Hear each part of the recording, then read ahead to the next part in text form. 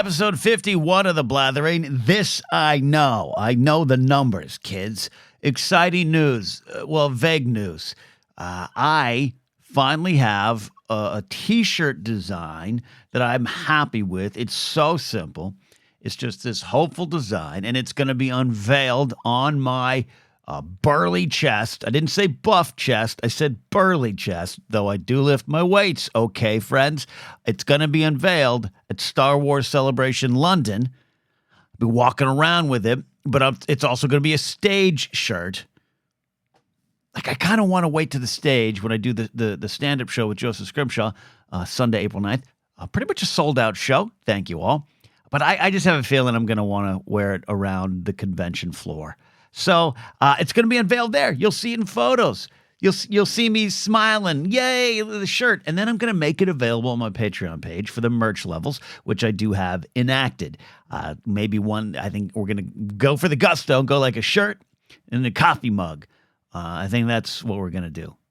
I looked at stickers when I first brought up the merch, adding it to the Patreon. And then, Joseph, we just did this for Force Center, and Joseph Scrimshaw had a great idea, a thought, I should say, to our idea and about our idea of merch on Force Center. The way it works at Patreon, you pledge 3 months. After 3 months, they handle all the merch. They make the merch. They print it, so they put it out, they put it together, they glue it, whatever, and then they mail it to you, and we don't have to worry about it. Because that's been a problem. That's a lot of work, a lot of storage space for your house. They handle it. But, it happens after you have stayed on for 3 months. And then we were offering a sticker at Force Center. And Joseph wrote me one day, he goes, I feel bad about a $30 sticker. And I said, I agree with you.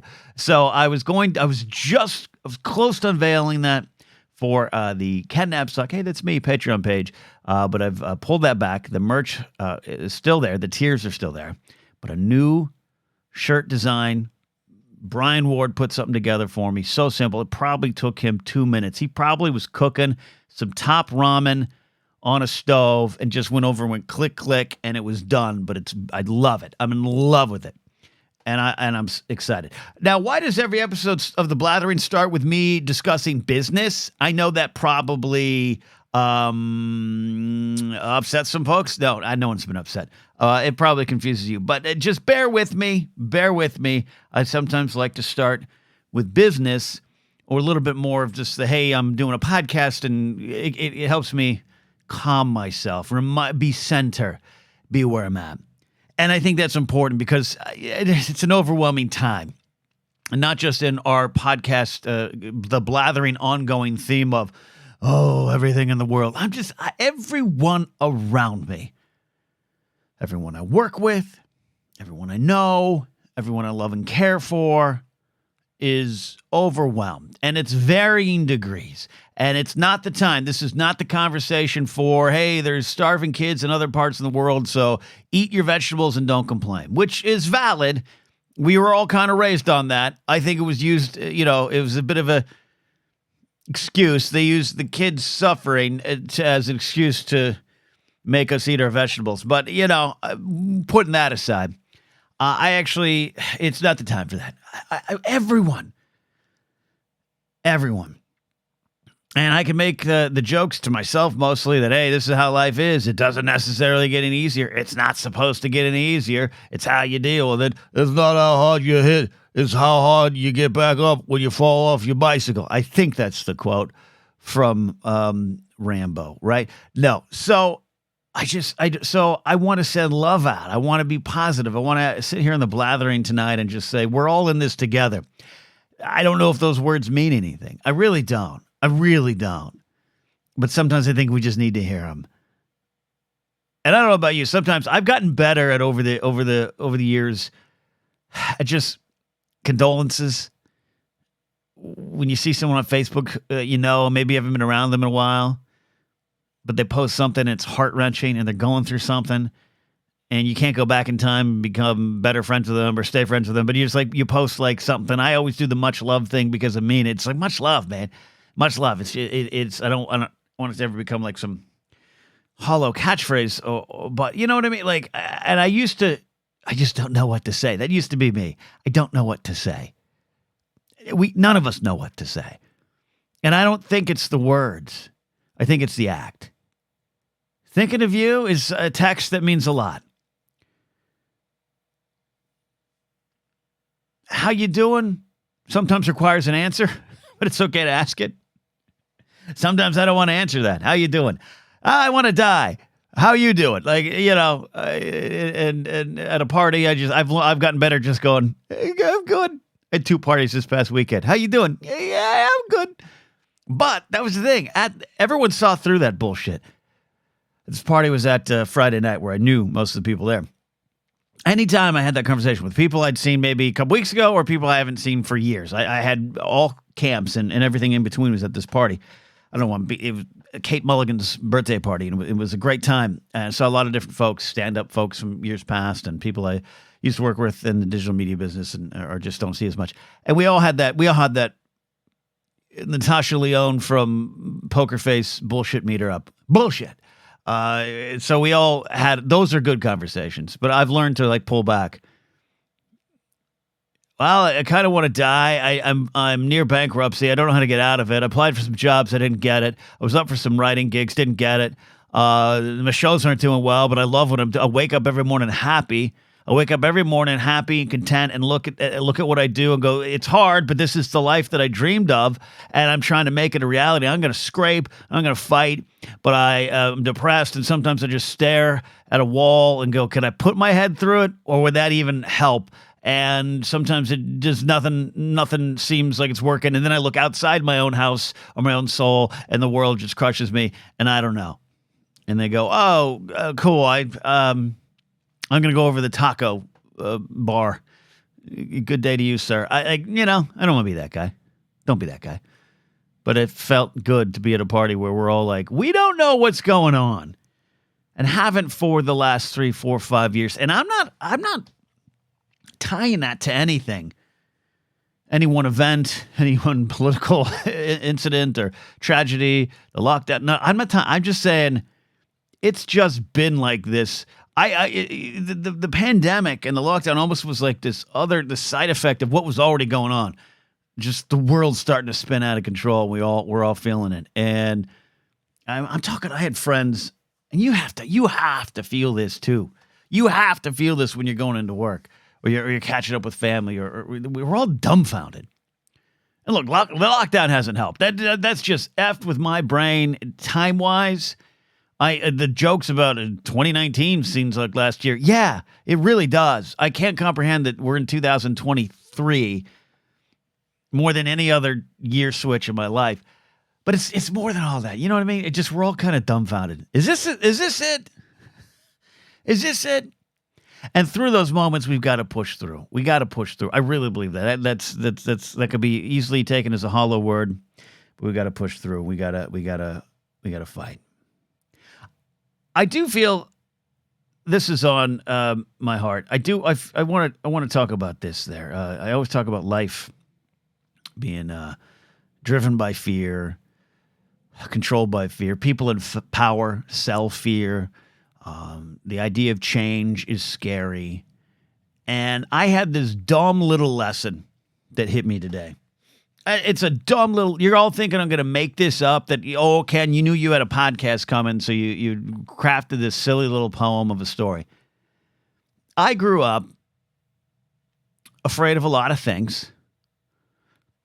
Just my nature.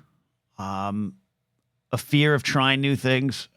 I don't even think it's a fear of failure. It's just a fear of, hey, myself, I am out here and people are seeing me. And it's weird to say as a performer, but when I fail as a performer, when I fail as even a podcaster, but especially a comic, especially it hit me on a dance floor. I was at this party. It was a karaoke party, a great live band called the Moon Units doing karaoke. And I've never done karaoke, but I kind of want to. I really wish I could. And it's not about whether I don't have a good singing voice, but it's like, it's beyond the singing voice. Because trust me, most people will get up there on a karaoke stage. It definitely ain't the voice. but it's a free spirit. I've said this phrase before. I sometimes feel, and this is part of the dumbfounded feeling I have in my brain the last couple of years.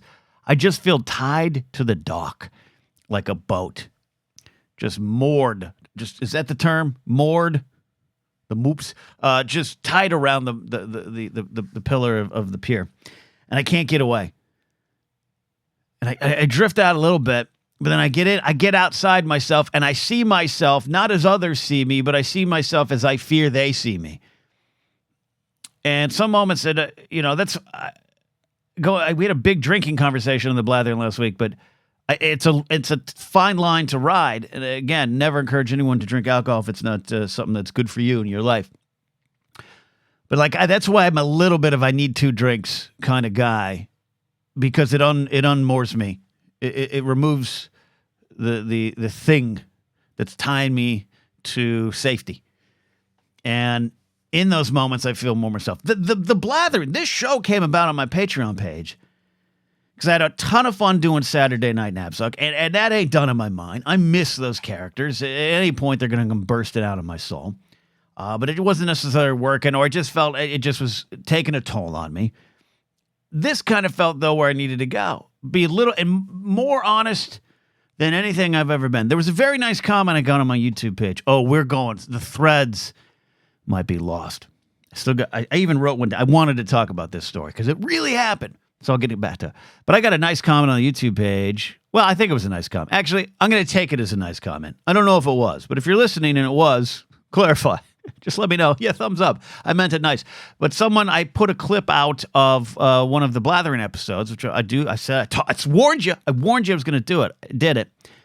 And they were like, bring back TNF hotline, which was one of the old podcast shows I did where I had the Google line. You could leave a voice message. I'd download the voice message, drop it in the podcast, and I'd answer your questions. It would start a discussion, which is a show I love doing. I don't even think that Google Voice number is active anymore. I have to check that out. And so I think we can find ways to do that. But I want to do it now as a Blathering. I'm in a different spot. And the Blathering was designed, it was me going, don't think. Don't get outside of yourself. Podcasting is always a form of entertainment. It's always a form of performing, but in a way which I maybe never have done before. And I've talked about depression and suicidal thoughts and had my therapist on the show, all those kind of things. But just be more yourself. The guy that sips a rum and coke and gets a little loose, whiskey too. That guy for me, again, not endorsing drinking as an answer to any problems. I don't want anyone to confuse me on that. But it removes something that is there permanently, or at least feels like it's permanent every second of my day. And it's a matter of me, and it's not depression, it's not stubborn, all those other things I deal with, yes, but it's just this weird thing I've always had. That standing up in front of a crowd sometimes allows me to control it, right? Sometimes I feel if 40 eyes are watching me, I'm more comfortable than being one of the eyes in a party where I just don't feel like I belong and I can't control the conversation, not in this egotistical way, but it's just the only way I feel safe. If you're watching me and I can kind of control it, then I feel safer about the situation versus a party. Anything can happen. But it's in those moments that I fail the most. And it's not just on stage. It hits me more when I'm off stage. But I know the moments on stage. And going to this party, I do love, I'm not a good singer. Just a singer in a rock and roll band. I'm not a singer. I'm definitely not a dancer. And my whole life, though, I looked at people on the dance floor and I thought, hot damn, that looks fun. Every wedding, family wedding, friend's wedding. Look at that. These folks are having fun. I'd like to do that, but that ain't for me. Now, I have a father that doesn't dance, and I don't need my dad to dance if he doesn't want to, but every family wedding that we went to, it was like dad sat there. My mom's actually a good dancer. She loves to dance. She's 73. She teaches classes, exercise classes, and she just had a dance one. She had a young kid came in dancing with her, and she sent me the pictures. And I'm always going to be proud of my mom for that. Always proud of that. My dad's a little, I have the two sides. Two wolves inside of us. I got the two parental influences side. And the dad, God bless him, just a solid, nice human being. He's always going to be sitting down at the table going, no, I don't have fun. He has fun in his own way, but and so my whole life, and I'm telling you, I used to sit there and stare out on the dance floor, watching cousins dance and everything. We're not talking not John Travolta and Olivia Newton-John or Finola Hughes from Staying Alive. That no one was out there dancing like that. It was just, for the most part, drunk white people dancing. And I was like, I'd love to do that. I'd love to be able to do that. I'd love to be able to do that. I never did. And I literally was like, I can't do it. But it wasn't like, oh, I don't know how to dance. It was just this thought, this voice in my head said, you got to stay close to the shore. You got to stay tied to those docks so you don't drift too far out in the ocean, because then people will see you and you can't hide from it. You can't hide from being your pure self. And as a stand-up, the nights when it goes bad, that's what it feels like. Suddenly, I'm not a comic on stage. Suddenly, I'm not a performer with 25 years of varied performances, experiences under my belt. I suddenly am like the 12-year-old kid who's on a dance floor and doesn't want people to see, but he wants to do it. He wants to be here. He just can't break away. And I have a friend. I have an old friend. I haven't talked to her in years. Her name was Rhonda. And we worked together. She was an operations manager at one of my jobs, and we were at a company party, my company's party. She was a client, and it was a great event. And I used to perform at this party every year from like 2001 or 2 on. 2001 on. My company would hire me. They'd pay me cash money on the table, and I'd be the entertainment for the company party. And the crowds got bigger as the company grew. I went from I performed in front of 100 people to 200, 300. I had like 400 people. I was doing silly stuff, doing characters, and I wasn't embarrassed. I was roasting my bosses. It was great fun. And then I'd perform, and I'd go maybe clean up in the bathroom real quick, sit back down, and by this time I'd even having some drinks in my life. And then the dancing would start, and I'd sit down. Be like, well, that was I had my fun for the night. You all have yours. I'll just oddly watch you. I'll have some small talk with some people I don't really even know or love. But you all have fun on the dance floor. And around 2004, I'd switched locations at my job, and so now I was at the party again. But now it was a different situation. It was with these new clients I was working with in Hollywood for the same company. Same security company. And this wonderful friend of mine, wonderful woman, Rhonda, refused to accept I don't dance as an answer. She refused to accept it from me. And now there was one incident I had in 1999-ish. I was at a friend's wedding, and the bride. I said the bride. I didn't say like the bridesmaid. The bride came up to me and it was like, "Hey, let's dance! Come on!" and started to like pull me to the dance floor. I about socked her. I got to tell you, I don't mean to be light about that, but that was like I had that reaction. I was like, "Let me go!" And she backed off. She was like, "Oh, okay," and that's how much. Let me phrase it this way: that's how much I wanted to dance, but was afraid to. It wasn't that I didn't. I was so afraid of stepping away from that dock, that what if I went out there and I had fun and people saw me doing that? So here it is, 6 or 7 years later. I'm at this holiday party, and my friend, I remember she slammed down a drink in front of me and said, "Take it, and we're fucking getting on the dance floor." And I've never stopped dancing since. Occasionally, sometimes not feeling I don't dance at every wedding now, but like 2004 on, you invite Ken to a wedding, get ready. He's got to get drunk and do some white man dancing on your dance floor. And it feels good, right? It feels good. But I think over the last couple of years, just, the overwhelmed nature, the dumbfounded feeling I have, some of that stuff has started to return. So I was at this party Friday night, and hot damn, I went out to the dance floor for a song. And there wasn't a ton of people dancing, which, look, can be nerve-wracking. It's hard to be the first to start it, but there's some people out there. And I went out there, and I wasn't serving anybody. I just went out there and started rhythmically dancing with my drink, and I suddenly felt it. I can't be out here. This is embarrassing for me. I'm in my head, and I got beet red. Which, look, dancing is a physical activity that does turn me red because it strains me so. And I ran back to my table, and everyone was doing karaoke. And I've always wanted to. In my head, I'm like, I'd love to just do some karaoke. I never can. I'm tied to the dock. And Grace, being the insightful person that she was, she kept saying, she goes, I know you want, I can see it in your face you want to. Get up there and do it. Other friends of mine were doing it. You ever hear Mark Ellis sing? It's a party starter. I'll tell you that much. And I couldn't do it. And I backed away. I couldn't do it.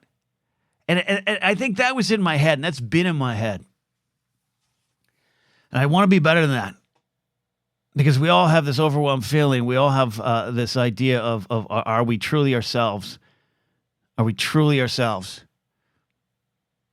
Or are we tied to the docks? And this is the story. This is the true story. I was out in our backyard this morning with our two dogs.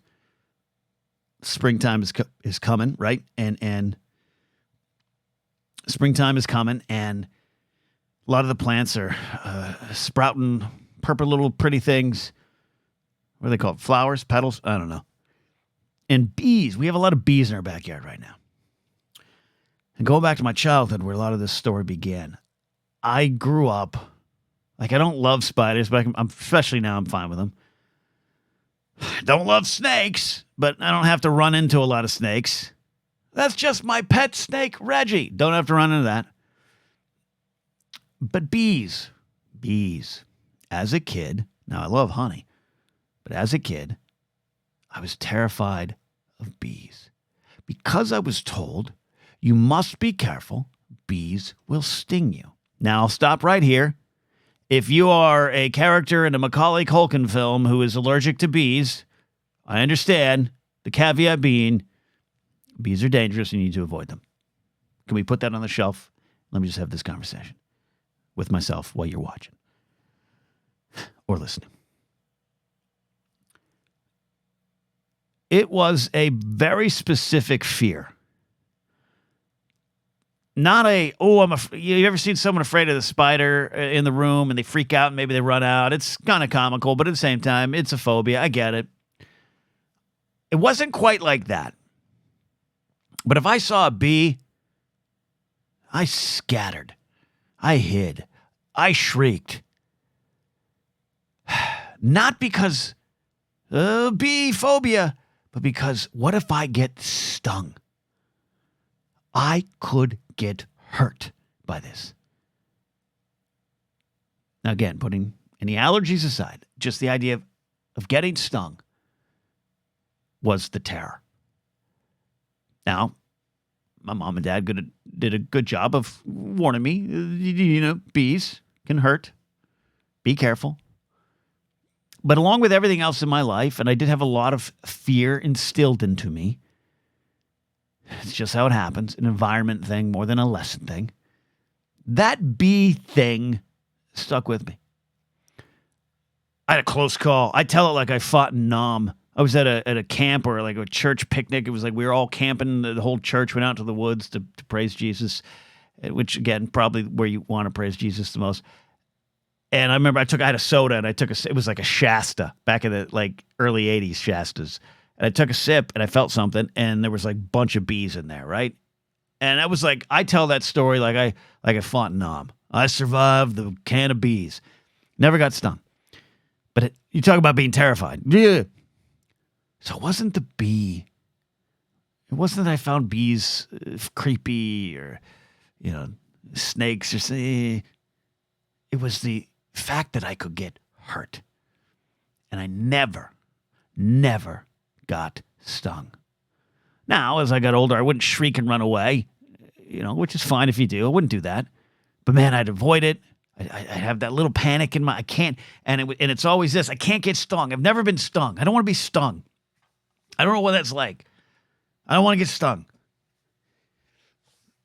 About a year and a half ago, in the backyard, same time, probably around the same time, a year ago, so, had a hoodie on, and I went to go move a fence, and I hit the trees, and like the hood caught the trees, and it scooped a poor bee just minding its own business. It scooped it up, and the bee was trapped in the hoodie, and it found a target. The target was my neck, and it stung me. My whole life, I've avoided these bees. My whole life, I've run away from the fear of getting stung. Don't want that to happen to me. And I got stung. And I did the thing, and I wish there was Ring footage on the outside. It probably could have put it on TikTok and got a few million views of dumb man gets scared of bees. But I felt the pain. I felt the pain, and I felt that I pulled out the stinger. Again, the poor bee probably lost his life just minding his own business, and my dumb hoodie scoops it up. And I put some ice on it. I don't know, And again, all due respect to people who are deathly allergic to bees. Within 5 minutes, I was fine. My life was fine. The stinger was out, swelling was going down, and I was okay. It was like I'm like 45. That, taking it to this morning, I was out there with the bees. There's a lot of bees. They're not just at the plants. They're on the ground. Our Chihuahua, Francis, is like chasing them, trying to make sure she doesn't swallow them. And I wasn't freaking out. I wasn't shrieking. And I wasn't angling away like I would do. And it really dawned on me. That's all I was afraid of. Was getting hurt. And then once I got hurt, I realized I was okay. And now I'm not afraid of bees anymore. I had no problems with bees. I don't want you to sting me, but I don't want you to sting me because I don't want the bees to have to defend their life in that situation. So I'll give them the respect. I'm going to be careful with my hoodies under trees. But I was standing in front of this big bush with purple leaves. I'm going to have to look up what they're called. And there's so many bees, and we need bees. And bees, you see them dropping dead, and there's all these horror stories of what happens if we lose the bees. And again, I like honey. I was standing by this plant in our backyard, and I have no fear of these bees. I was just afraid of the pain. And that so often drives you back in life. It drives you towards the dock, where you're safely tied to the dock. You don't sail too far out, simply because you don't know what will happen. That's the fear. The fear on the other side.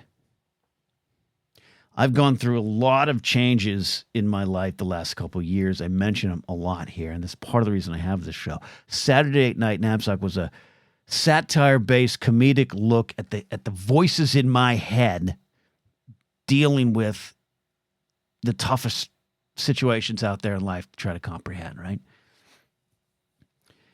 And I think for years I was ready to be this person. And again, I want to be clear. It's not just about the politics, the literal who you vote for, or what are your policy thoughts. It's none of that.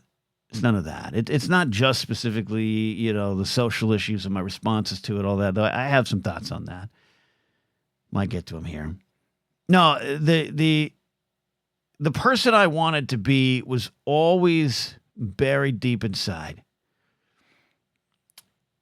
And it wasn't a rebellion against my upbringing, a rebellion against any beliefs put into my soul or instilled in me or sometimes instilled on me. Like, it's not that.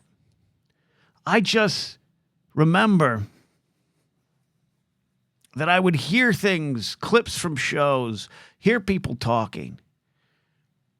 And it wasn't just simply, well, they might be, I don't want to hear that because they might challenge my views. Because sometimes in this day and age, it's okay to sometimes back away for the discourse because it's a different tone and tenor these days. But you know what I mean? Just in general in life, I would see a clip, maybe a Daily Show clip or something, and I would start watching it, and I would think to myself, I agree with that. I agree what this person is saying about a social issue, a political issue, a situation in life. But I can't go towards that. I can't become that. I can't even take some steps towards that to maybe see what's in it for me and maybe what I want to bring to the situation. We all have our own perspectives and ideas, and it wasn't that. I just remember thinking, I can't do that. That's not me. That's not me. I don't dance, and I don't vote that way, and I don't think that way, and I have these thoughts, and these thoughts are from a very limited worldview and very limited amount of experiences. So I'm going to, I'm just going to sit over here, all right, and not listen to this and not change. And that's the fear. I talked about the bee and the fear of getting hurt, but that's the fear of you don't know what's on the other side. You're tied to the dock. You might get on the dance floor, and the worst thing could happen. You might find that you're enjoying being on the dance floor. Worse than that, you might find that you're good at it. But I don't do that. I don't dance. I don't think those things about certain social issues. I don't. I'm going to be over here. I'm going to be over here. It's all tied together in my soul, and I think I'm finally taking these big steps to move away from the dock in so many areas. But I'm still finding those moments when I'm tied to it. I'm still finding those moments where it springs up. Not just on a dance floor at a party, but sometimes on stage as a comic, where I want to say certain things. I have bits planned that I want to get into, but I don't say it. I had some clips pulled. I've been putting these clips on my YouTube page as shorts. Started putting them on as reels, and I had some clipped out, and I pulled back. I went back to the dock because So I'm still struggling with it. I don't ever speak on this show, especially when it comes to advice, life advice, as someone who's got the answers. I'm just trying to figure out if what I'm feeling is possibly an answer. And maybe you might know. Maybe you might have that feeling with me. But I have started to become, I said it like this to a friend. I said it like this to an old friend who we're trying to bridge that gap. I am no longer the person I was, but I'm becoming the person I always wanted to be. And that is something you got to push through, you got to push towards, and you got to get away from the dock. You got to overcome those fears. And those things I would see, it's amazing. Those clips, those shows. This came up, I want to shout out listener Big Lou. Big Lou, he DM'd me. He's like, hey, do you ever watch this show, The Newsroom? And I said, no, I didn't, specifically because I would see some of the clips, and it was an over-the-top Jeff Daniels giving these monologues and everything. I don't know the detail. I'm not here to say everything was right. I'm just saying I'd see some of the clips, and in my head I'd think, that feels right. That feels right. I got to get away because that might reflect who I truly am. And that would take a lot of work. That might take a lot of sucking up of the pride. Maybe there's a shame attached to it. And I want to change, but I'm just going to stay over here if you don't mind and not dance. I'm thankful for the people that allowed me to change over the course of time. I think I have some, my perspective on change when it comes to, again, not just getting people to agree with you, but just to hear you out, stand up for the right people, stand up at the right time. I think that can happen in a lot of ways, but I don't think it is mean tweets, and I don't think it is FU videos, and I don't think it is yelling at a friend until they get it. I don't think it is. in the long term. But again, that's just my perspective. Some people might need to be in that donkey walking, riding into Damascus and the light, boo. But for me, it was a long period of time, and I had folks, friends of my life, always been good at having folks around me that are not all like me. It's just become a little more difficult now because I believe there's a fight on in the world. And like I always say, yeah, I don't care about your nuanced policy takes when the very existence of transgender people is being debated and put into danger by certain politicians and sides. It's just not the time for it right now. But historically, I've been the one at parties in the middle of a lot of different groups. And there's been so many people I'm thankful for over the years. They didn't bash me over the head. They didn't say, yeah, you need to sit down and watch this show. But when it was right, they said, hey, you need to get out and dance. Hey, let me dance with you. I have a friend. I moved to L.A. Not a negative thought in my soul or heart or body about gay men. And I'm using the term that's specific, gay men, right? Bigger community, especially now. We're more aware of that. But I'm talking gay men, because I grew up like that was a thing, right, in the 80s. Even when like the AIDS crisis was exploding, it was the focus was on, I'm using a capital T, capital G, the gays. I was raised with that, right? I wasn't raised to hate, and that's key. I wasn't raised to hate. But the things I was raised to believe in, policies, politicians, systems, certainly seemed like they were hating the gays. But I didn't. I just voted for people that supported things that did. And moved to L.A., bigger city, become friends with, are you ready? Some gay men. I know. Little Kenny is in the real world now. And in the early 2000s, I forget the exact year, there was a ballot measure to regarding quote unquote gay marriage. That's just a general term that's probably became more general than it should be, but you all know what I mean. And when that was on the ballot, that was the first time I really realized what I'm kind of feeling I'm supposed to vote, the way I'm supposed to vote, is not lining up with what I feel. And the reason I feel that is not because someone stuffed a brochure down my throat, not because I saw a bumper sticker or some social media campaign, which, by the way, you should do that stuff because it's out there. You see it, right? But the point is I never have been driving along and looked at a bumper sticker and gone, oh, that nails it. I'm voting that way. It's just never happened. It's part of it. It's a tapestry. That's what I'm saying. Don't do it. Every little thing might help. Find your place. Find your lane. But when I got to that, back then, voter's box, actually in the voter's box, when it came to simply looking at this ballot and saying, do I support the idea of, again, capital T, capital G, the gays getting married? Because I was raised that, that's not a thing. We don't support that. Again, and I'm not saying specifically it wasn't my parents set me down. It's not that. It's just the era and the environment I was in. All right? Love them, but we don't allow that. And I'm fine. Again, the overall, I don't look back and want to burn it all down. But I look back and I go, yeah, that's what kept me tied to the dock there. That's what kept me, and it didn't sync up and it didn't feel right. Not about morals, but it didn't feel right. Like I don't know if that's what I believe.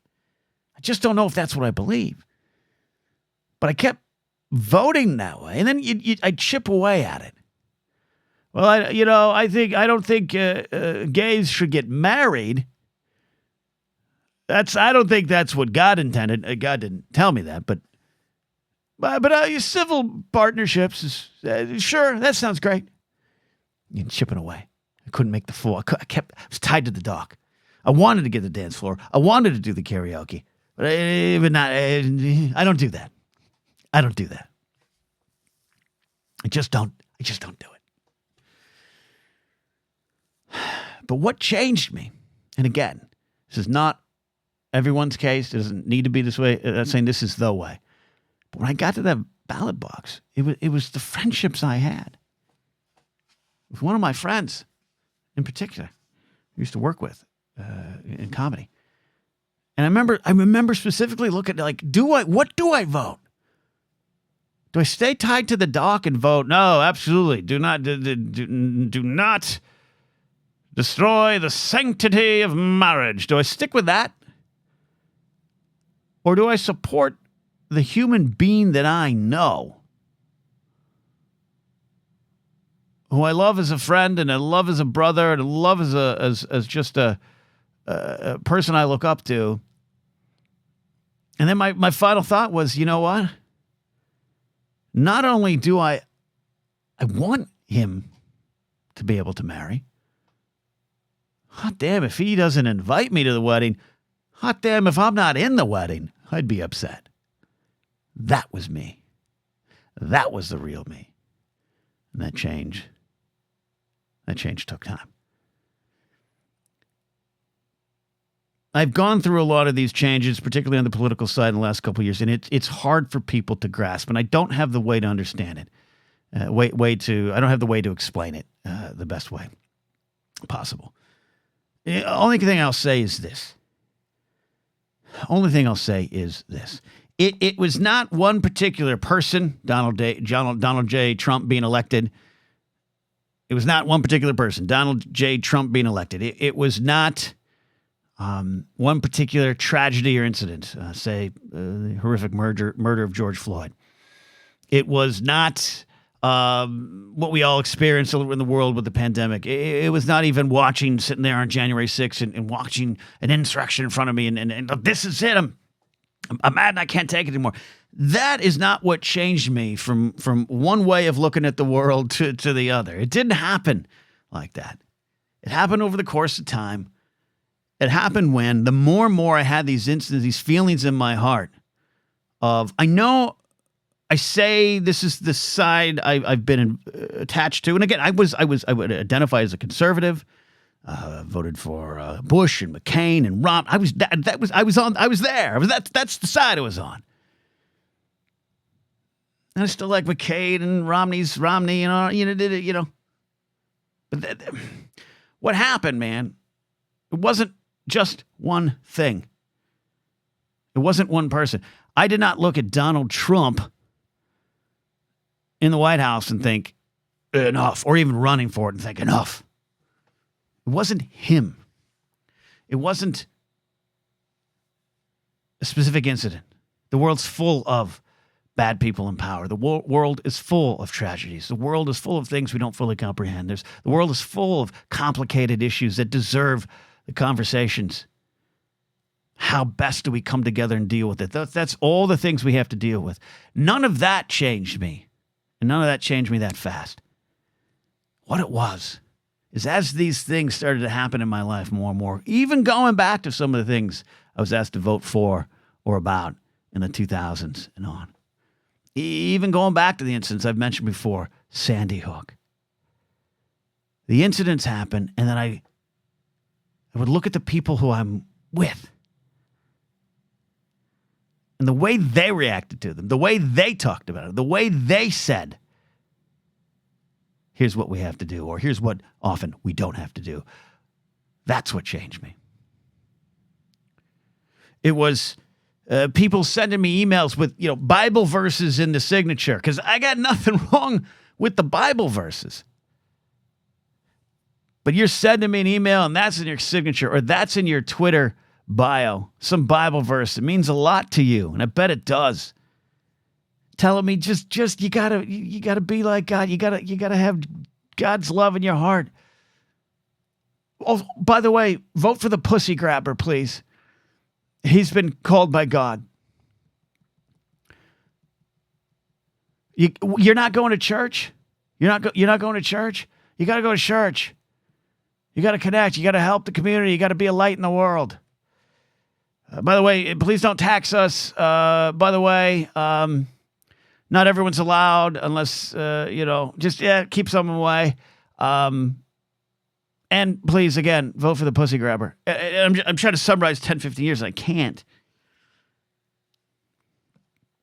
Not one person I knew in the law enforcement world was happy with the murder of George Floyd or thought it was a good thing. Every single one of them saw it and went, I remember thinking, okay, yeah. We might have a real chance of change here.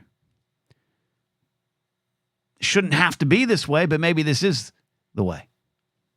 But within a couple days, every one of them held that line, that thin blue line, put that god-awful flag on the cars, posting horrific things about the protesters, equating those. And look, I'm not someone who says always take the streets and burn it down. That ain't my way. That ain't my way. Martin Luther King says riots are the voice of the unheard.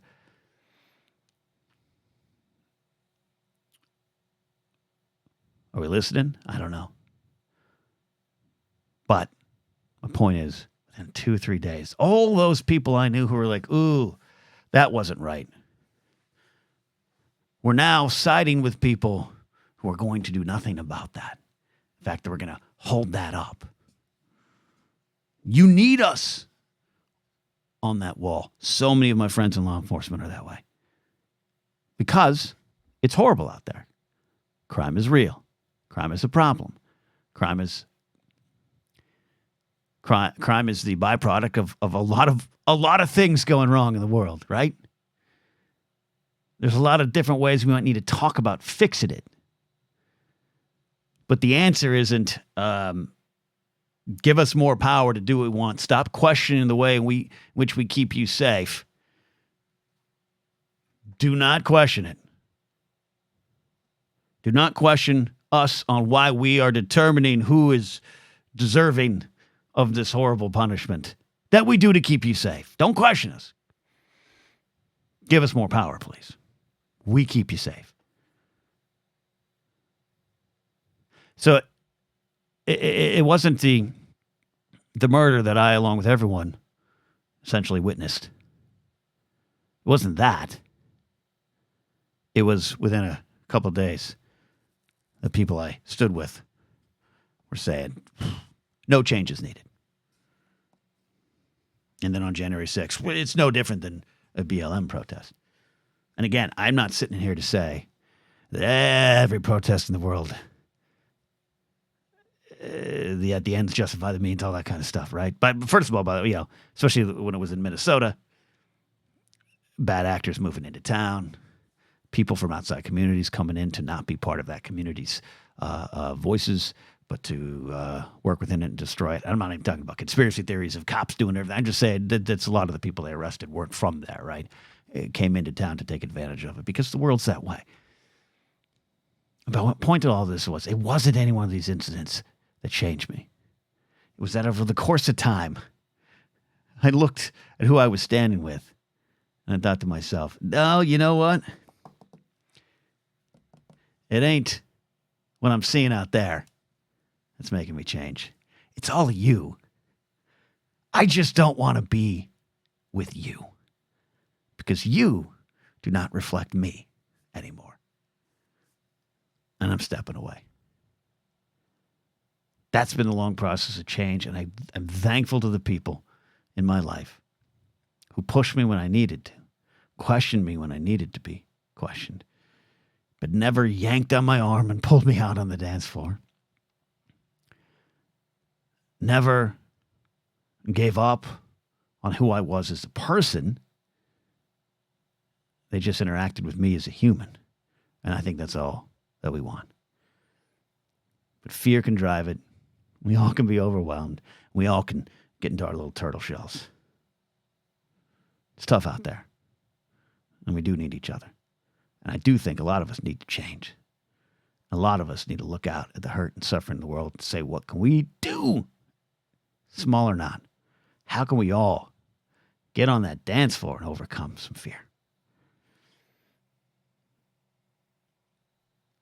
I think we'll take a break. I don't know anymore. Be right back.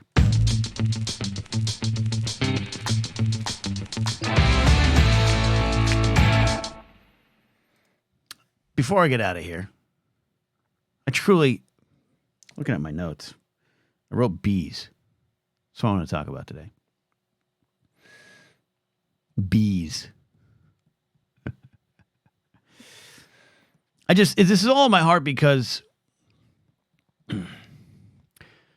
I don't give a damn about nuanced conversations. I don't give a damn about policies in any of this stuff right now. I give a damn about people. And I just see a lot of people out there only choosing their people. Only choosing those they want around versus the greater good, the people.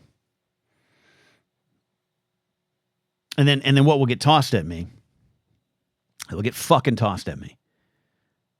Probably by people I know more than people that are listening to me.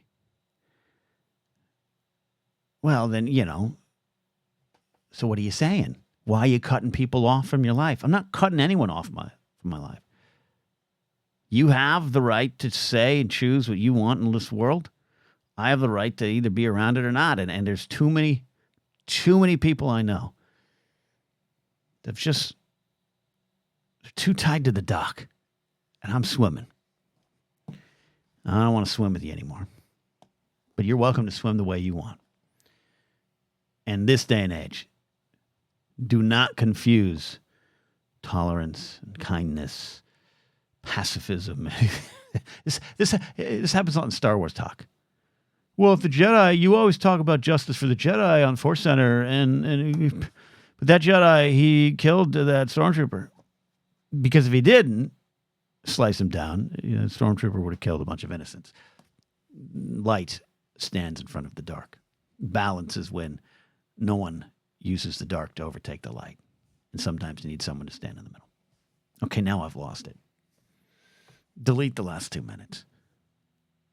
I'm hungry, I'm thirsty, and I'm sad. The world's a sad place. And we're all trying to find the light. We're all trying to find those little moments. All these people around me going through so many things. All these things I'm going through. All the things going through, people I love are going through. It's just, man, it's a lot, isn't it? It's a lot. And I think we can only control our next step. And sometimes it's okay if that step takes you to a couch to rest. Takes you somewhere to recuperate. Takes you somewhere to not think about it. Don't be afraid of that. Don't be afraid of that. I keep thinking to myself, if I lost my sense of humor. I was starting to say this earlier. I picked up a thread I lost. The old TNF hotline episodes I used to do were fun. And I want to do them again. And I want to do them and take silly questions. What's your favorite kind of honey? When I'm on Twitch, I love doing that kind of stuff. But the old stuff was so tied to the dock. The old stuff was not dishonest. It just wasn't as open as you all thought. I kept it neutral. Kept it neutral because I like that. We're all going through this, and that's part of it too. I do not care if you're the alt-rightiest of alt-right Republicans. You're still a human being that wakes up every day with a creak in your knee, a desire to have some fun, a job that you food, money, all these things you need. You're a human being. So why can't you let other people be human beings? Is one of my things, but. I do like trying to find that, right? I do like trying to find that connection. And it comes from neutral content. It comes from silly content. I want to make people laugh. But over the last year or so, I feel as though I've lost my sense of humor because none of it, I don't know, none of it seems right at this moment in time. Maybe it will be again. And I do want to be, open to anyone that wants to listen to me. And I don't like it. I know there's longtime listeners and friends that are probably upset. They just have to turn off the radio on me. Got it. But that's what I'm saying. A lot of this stuff was going on with me during some of the Napzok Files days, but I wouldn't address it. Right? Like the fact that I can tell you now I voted for Bush, McCain, and Romney, that's something I wouldn't say ever. And not because of shame. You didn't need to know. It did not matter. It did not matter. I'm here to talk about my favorite hot dogs at 7-Eleven. You don't need to know. Keep the politics out of it. That was dishonest from me to you. Doesn't mean I don't want to have a conversation about 7-Eleven hot dogs. Doesn't mean I haven't done some things today that are pretty silly and stupid. I want to share them with you all. I just think anytime a mic is open right now, I can't ignore the bigger things going on. That's something that never used to be. So, to the person that asked about the TNF hotline, I would like to bring it back, but I'd like to bring it back as the Blathering hotline. I want to do more stuff like this. And by the way, I'm planning to do Clink Clink, the happy hour show finally. I'm going to work on some graphics this week and to go live. And it's going to be, probably more silly and stupid. I hope, because I want to find some of my sense of humor back. I want to return it to me. That was a weird sentence. I want to find my sense of humor out in the wild and bring it back home. How about that?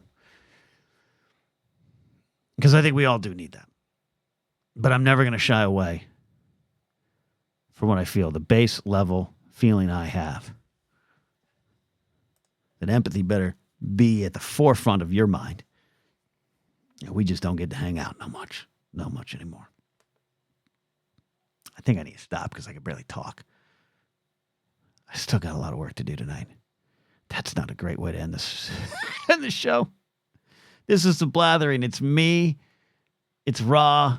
It's stupid. It's pointless. It's off the cuff. Sometimes it hurts. But that's life. We'll see you next time on the Blathering.